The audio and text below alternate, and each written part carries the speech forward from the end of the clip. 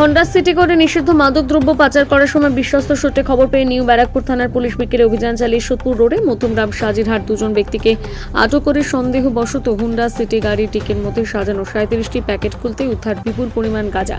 বিশ্বস্ত সূত্রে খবর পেয়ে নিউ ব্যারাকপুর থানার পুলিশ এলাকায় অভিযান চালিয়ে সাজিরহাট সোদপুর রোডে গাড়িটিকে আটক করে সন্দেহবশত গাড়ির ডিকি খুলতে 37 নিষিদ্ধ মাদকদ্রব্য গাঁজার প্যাকেট বাজেয়াপ্ত করে। উদ্ধার 37 কেজি গাঁজা। উদ্ধার করা হয় চালক সহ মোট দুজনকে। পাচার করার সময় দুজনকে আটক করে নিউ ব্যারাকপুর থানার পুলিশ। গাড়ির মধ্যে থেকে 37 কেজি গাঁজা বাজেয়াপ্ত করা হয়।